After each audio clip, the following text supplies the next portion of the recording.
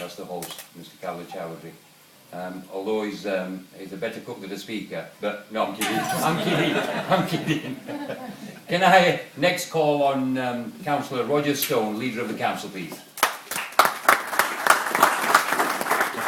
You notice there's no introduction there. You don't need an introduction. No. Good evening, assalamu alaikum. Alaikum salam. I said to Akhtar, I said, just write me a few bullet points down, right, so I've got some idea what you want me to say. So he did, right, he spoke about them all. I spoke to Maroof, I said to Maroof, does this sound alright, Maroof? So Maroof's put all the things in what he's actually said. So I've got something that can thread my way through all of that. But first of all, just on the Waverley Link Road,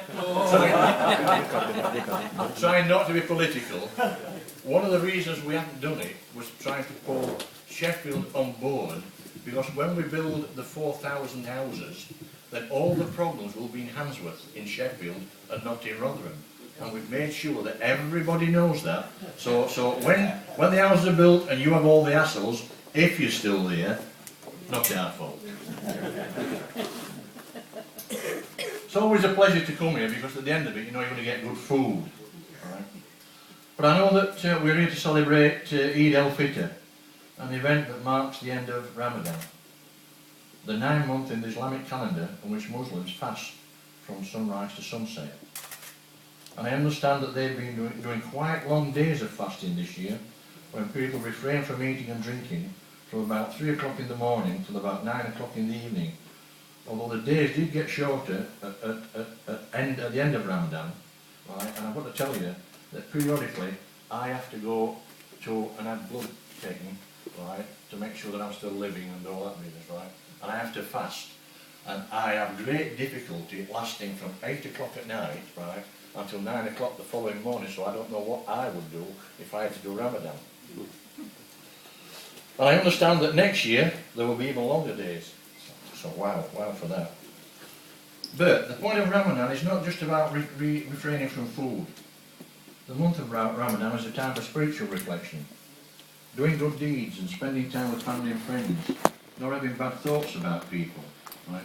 Not arguing with people, right? Trying to make sure that you're friendly with everybody, which again, that would be a problem for me, because I don't think I could do that for a month with my next door neighbour.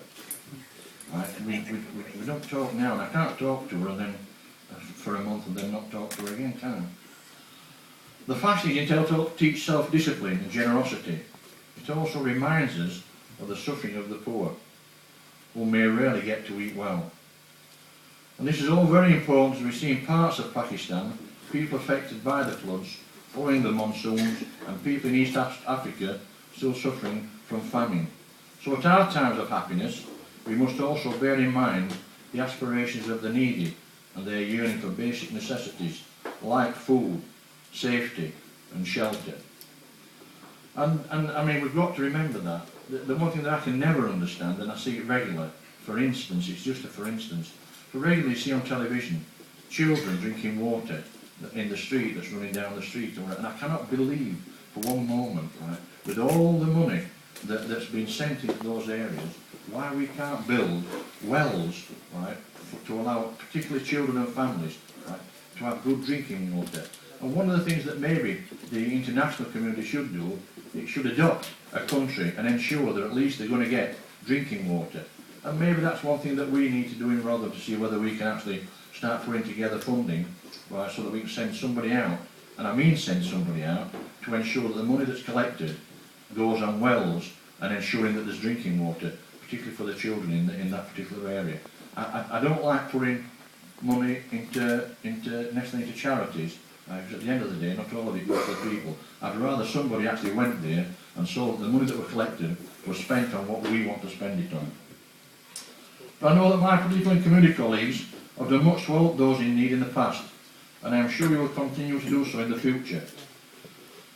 Very much in the spirit of Rotherham, one town, one community, where everyone matters.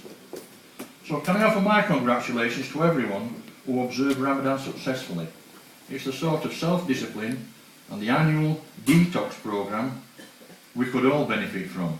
Whether we'd survive, I don't know, but we could all benefit from it.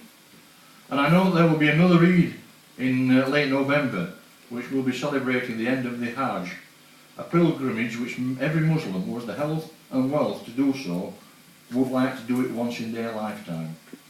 I look forward to another celebration in here where there's excellent food at that time, before the run up to the Christmas season, where you then can celebrate with us.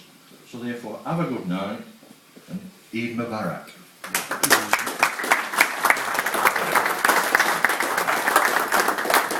He'll make a great leader one day.